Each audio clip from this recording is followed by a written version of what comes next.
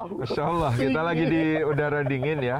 Ini kalau ini 4 derajat. 4 derajat. Derajat, ya nggak apa-apa. Kita insya Allah Sudah kuatkan demi teman-teman yang harus menyimak kisah orang-orang soleh. Kita berkorban untuk tapping di cuaca yang sangat dingin ini. Barakallahu Dan fikum. gimana kita, Ustaz? Kita lagi di Masjid Sulaimaniyah. Masjid Sulaimaniyah, di depan Masjid Sulaimaniyah ini terdapat makam Sultan Turki Utsmani yang dianggap puncak kejayaannya. Siapakah beliau? Beliau adalah Sultan Sulaiman Al-Qanuni. Berarti Nah, ini masjidnya udah tua. Masjidnya 500 tahun usianya. Jadi masih sekeren ini ya. Bagus banget. Dan dulu dibangun oleh salah satu arsitek terbaik sepanjang sejarah Utsmani, namanya Mimar Sinan. Mimar Sinan membangun masjid ini di pertengahan karir ya. Kalau masjid terindah terbaiknya Mimar Sinan di puncak karirnya itu ada di kota Edirne. Namanya Masjid Salim kedua. Ini Salim berapa nih? Ini Sulaiman, anaknya Salim satu. yang ini. Oh, yang ini. Ya, boleh lah. Salim Afila 4 kalau akun Facebooknya ya. Gitu. Tad, ini kita mau nyeritain siapa lagi nih, Tad? Seru banget yang kemarin. Karena kita lagi di puncak bukit atau gunung dalam bahasa Arab disebut Jabal. Jabal. Berarti Nah, ada sahabat yang namanya Mu'ad bin Jabal. Itu ya. apakah Mu'ad keistimewaan bin sahabat Jabal. kita yang satu ini? Rasulullah SAW mengatakan di antara sahabatku yang paling mengerti tentang halal haram adalah Mu'ad bin Jabal. Berarti Masya dia Allah. yang paling berhati-hati. Orang yang hati-hati dan orang yang memahami hukum-hukum. Nah, Mu'ad bin Jabal ini ya salah satu sahabat Nabi SAW yang jadi favorit kita orang Indonesia. Kenapa tuh? Karena dalam penggambaran di sirah, Mu'ad bin Jabal itu kulitnya sawo matang kayak orang Indonesia. Wah. Wajahnya tampan, jenggotnya tidak terlalu lebat. Pokoknya mukanya Indonesia Indonesia banget. itu ya. Itu Sayyidina Mu'ad bin Jabal ini, dan Sayyidina Mu'ad bin Jabal ini seorang sahabat mulia yang menjadi pemimpin di kalangan orang Ansor. Nah, salah satu hal yang istimewa dari Mu'ad bin Jabal adalah Mu'ad itu makmumnya Nabi, imam kampungnya. Makmumnya Nabi. Makmumnya Nabi salatnya sekaligus 2 kali. imam di kampungnya. Setiap sholat fardunya dia laksanakan 2 kali. Masya Allah. Menjadi makmumnya Rasulullah, lalu segera naik unta pulang ke kampungnya jadi imam di Lah, kampungnya. itu hukumnya gimana kayak gitu? Boleh, Boleh. nggak masalah. Jadi Dua-dua wajib atau gimana? yang satu wajib, yang satu sodakoh kepada kampungnya. Karena di kampungnya dia memang dianggap sebagai pemimpin, sebagai orang fakih, sebagai orang yang sangat layak untuk ditaati. Tapi konon gara-gara Ngimami di kampungnya. ngikutin Rasulullah, Heeh. itu beliau malah ditegur sama Rasulullah. Pernah ditegur sama Kenapa Rasulullah. itu, Jadi Ustaz? ada cerita begini.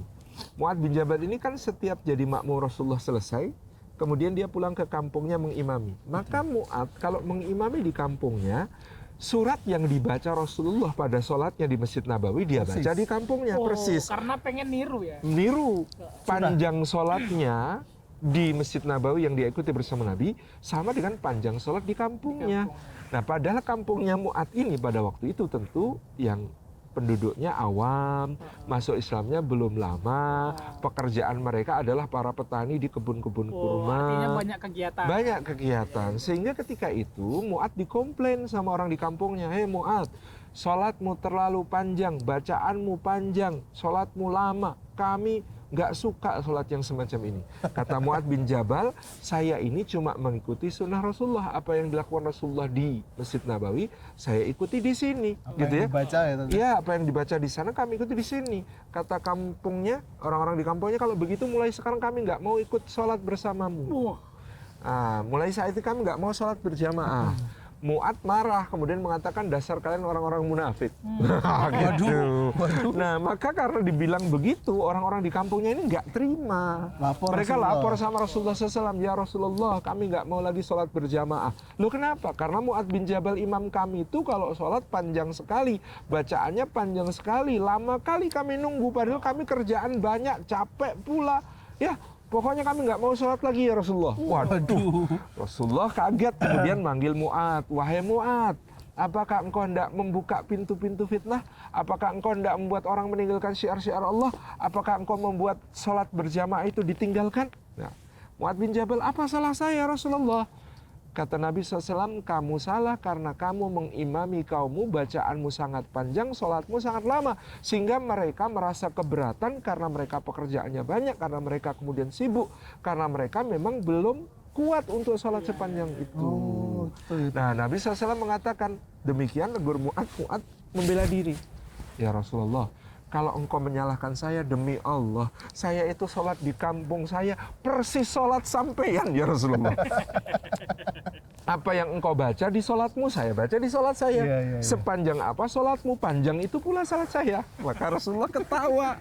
Kemudian mengatakan, ya, kalau makmummu berbeda dengan makmumku. Ya, jamaahmu berbeda dengan jamaahku. Jadi, bacalah yang ringan untuk mereka, wahai Mu'ad. Waktu itu Rasulullah memberi anjuran, bacalah yang ringan untuk mereka, bacalah sabbihisma rabbikal a'la. Jadi, yang ringan itu sabbihisma rabbikal a'la, bukan inna a'tainakal kautsar. Tetap panjang sebenarnya tadi. Jadi, tapi itu artinya menyesuaikan. Saya dulu pernah ngimami menyampaikan seperti itu di Jogokarang. Itu kan kampungnya Mu'ad bin Jabal, Tat Salim. Kalau sini ya tetap inna a'taina ya pendek sama itu. kulhu Gitu. ya. Yang ringan itu kuliah kulhu gitu ya. Kul a'udzu itu ringan-ringan. Nah, ini lanjut. Ini nih fikih penting buat kita ya. Jadi meringankan sholat sehingga membuat orang cinta sholat berjamaah itu lebih utama daripada memberatkan sholat, memanjangkan bacaan yang membuat orang meninggalkan sholat berjamaah. Saya suka ini tadi. Loh, ini pikir bener. Iya, saya suka Karena ini. keutamaan sholat berjamaah itu 27 kali lipat meskipun bacaannya pendek-pendek. Sholat sendiri tetap cuma 1 derajat meskipun panjang-panjang. Karena juga nggak ada perintah untuk memanjangkan bacaan. Nggak ada. Dan Bahkan, malah kalau si Mu'ad memanjangkan malah ditegur Rasulullah. ditegur Rasulullah SAW. Berarti baca pendek-pendek nggak apa-apa ya? Nggak apa-apa. Makanya kalau di dalam madhab Syafi'i itu daripada memilih ayat yang panjang dan surat yang panjang, surat yang pendek dan diselesaikan itu lebih afdol. Gitu ya. Kecuali kalau misalkan kita sholat sendiri, Sholat sunnah pengen sendiri. Oh, bersama- silahkan kalau itu nanti ada ceritanya Rasulullah kalau sholat sendiri ada yang ikut makmum di belakangnya. Ibnu Abbas ya, Al-Baqarah ternyata belum nggak selesai? disambung Ali Imran, disambung An-Nisa, disambung Al-Maidah sampai Al-A'raf baru selesai, baru ruku. 7 surat, Tat. Ya, 7 Itu dia surat. kayaknya gini.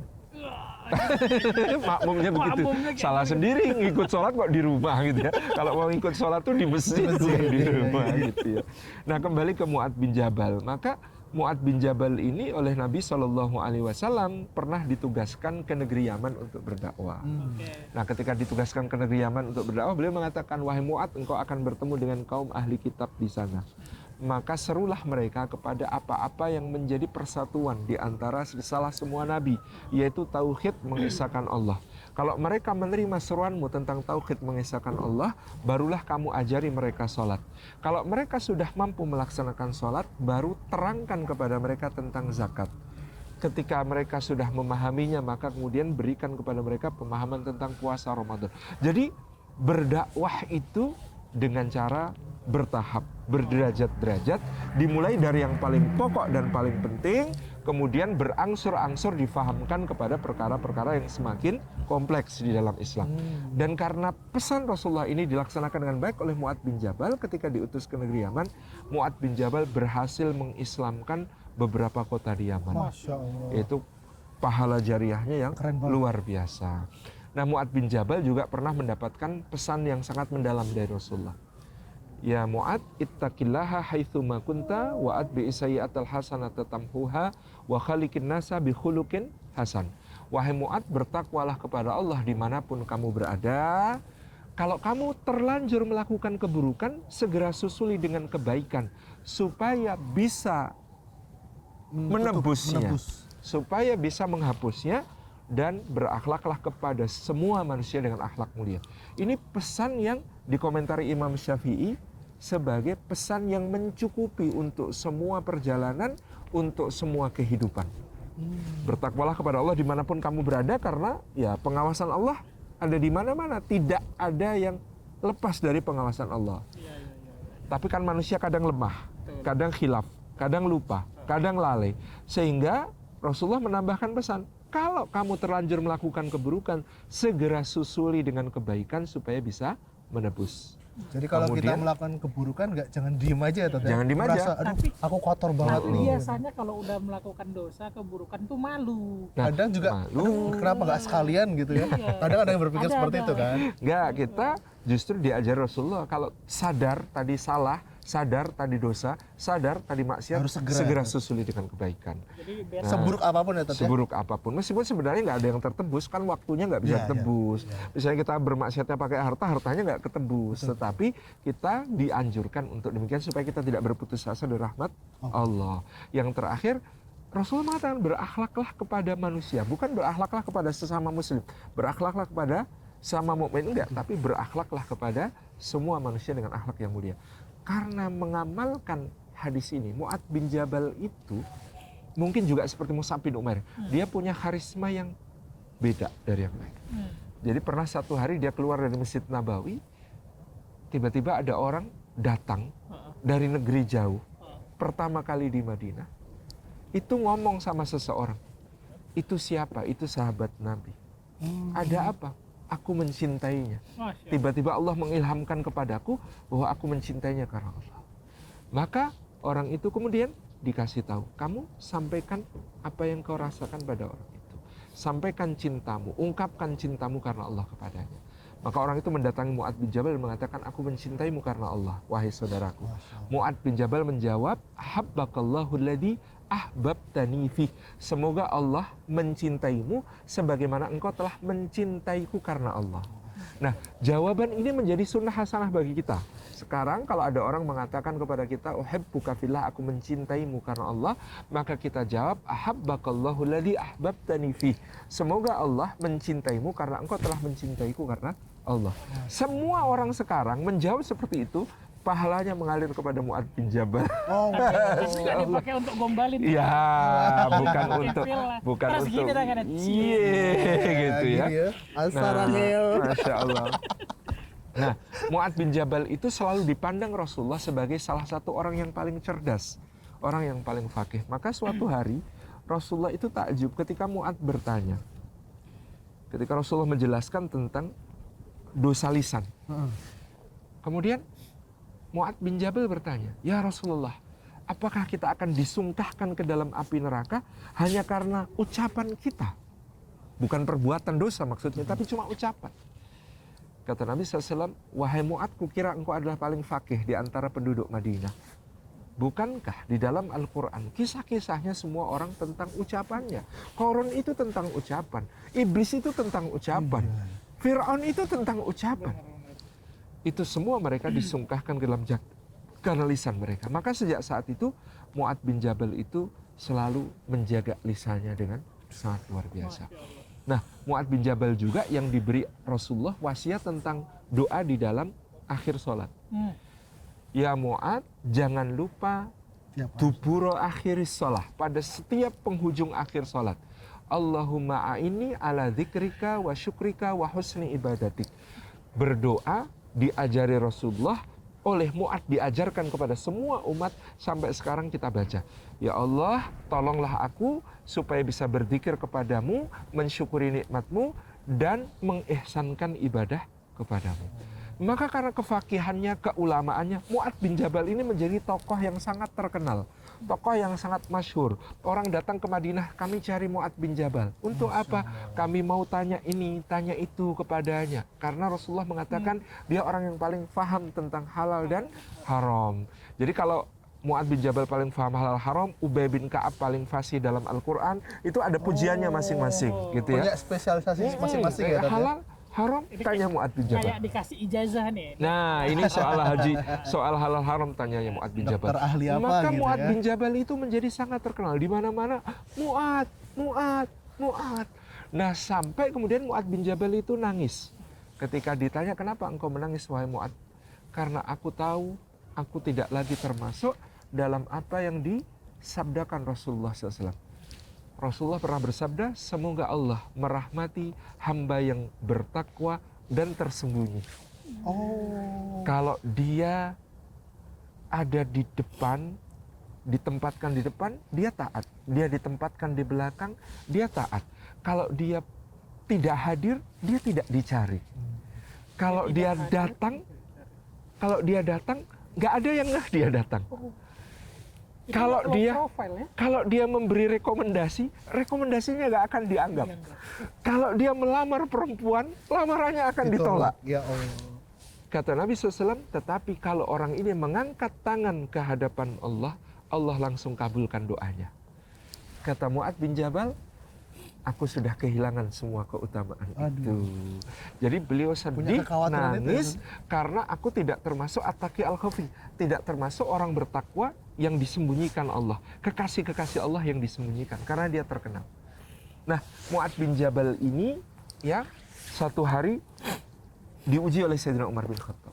Ada Mu'ad bin Jabal, Ubay bin Ka'ab, ya, beberapa sahabat itu diuji. Caranya apa? Umar bagi-bagi uang, jumlah besar.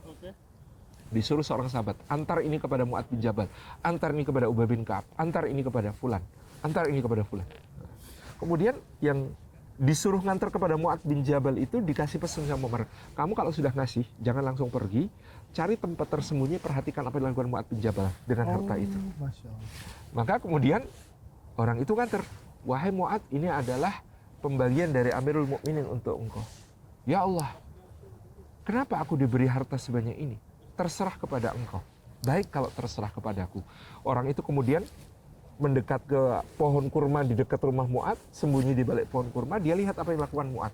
Ternyata Mu'ad langsung memanggil salah satu anggota keluarganya, dia nulis, ini segini, ini untuk si fulan kamu antar, ini untuk si fulan kamu antar, ini untuk si fulan kamu antar, ini untuk si fulan kamu antar, ini untuk si fulan kamu antar. Sampai habis.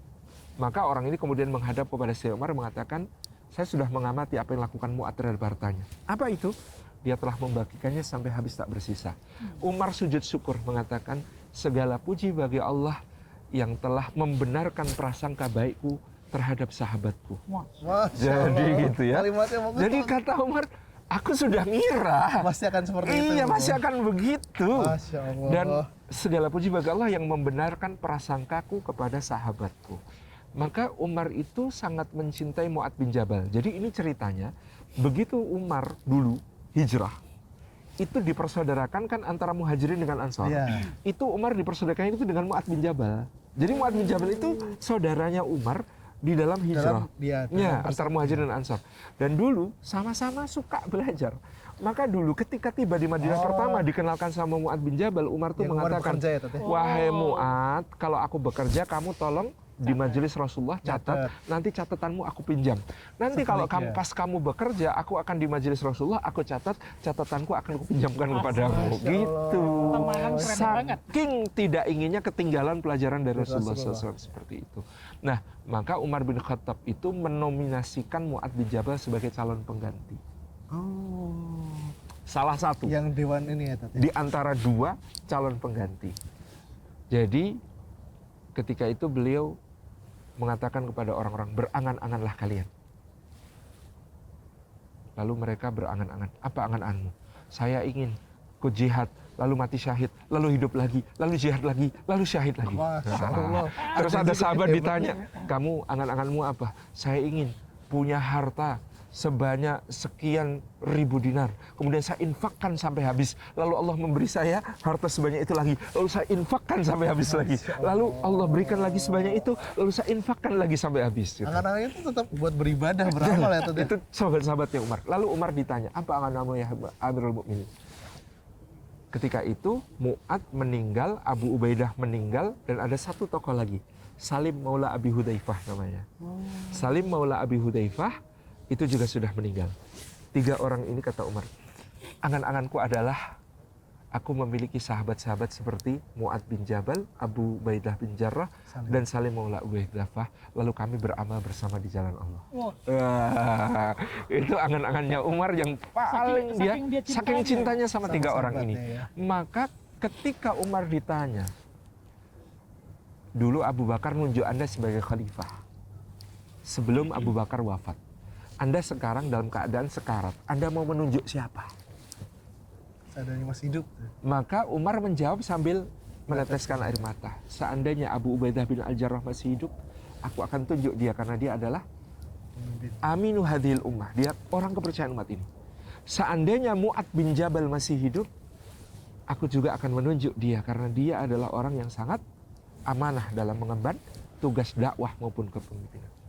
Dan seandainya Salim Maula Abi Hudzaifah masih hidup, aku juga akan menunjuknya karena dia adalah orang yang sangat utama di dalam mengajar dan mengamalkan Quran. Masya Allah. Nah, jadi ada 3 nama yang dinominasikan oleh Umar menjadi pengganti. Seandainya mereka masih hidup, Umar tidak akan ragu untuk menunjuknya sebagai pengganti.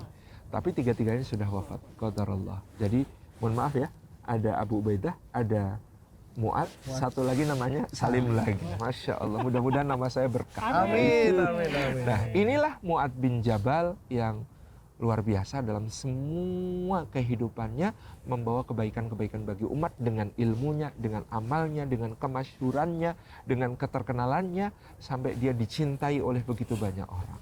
Orang yang takwa sekaligus terkenal. Jadi ada orang takwa tapi tersembunyi. Kalau Mu'ad bin Jabal orang takwa tapi terkenal. Jadi kalau Anda terkenal, ya terlanjur terkenal mau gimana lagi? Justru Yang harus Anda lakukan, ya. gunakan itu untuk mendakwahkan kebaikan, untuk menyampaikan kebenaran, untuk membawa manusia ke jalan Allah. Masya Allah, Luar biasa kisah. kisah Mu'ad. Mu'ad bin Jabal. Kita mendengarkan kisah yang keren di tengah kondisi dingin, dinginnya nggak kerasa karena semangat. Dan ini hujan turun. Masya Allahumma Allah, sayyiban sayyiban nafi'an. Ini artinya tandanya kita Mudah-mudahan sudah berhenti. berkah. Oke, selesai kisah Mu'ad bin Jabal, kita jumpa lagi besok Insya dengan Allah. kisah-kisah orang saleh yang lain. Ajak teman-teman lain untuk mendaftar karena ada kesempatan untuk memperoleh hadiah umroh, grand prize umroh dari Jejak Imani. Amin. Mitra tamu Allah Kita tutup. bersama bertamu pada Allah menyusuri senyum dan air mata Rasulullah. Amin. Dadah, insya Allah kita umumkan Tangan. Idul Fitri. Idul Fitri. Yeay. Terima kasih. Assalamualaikum warahmatullahi wabarakatuh. Wah, cepat.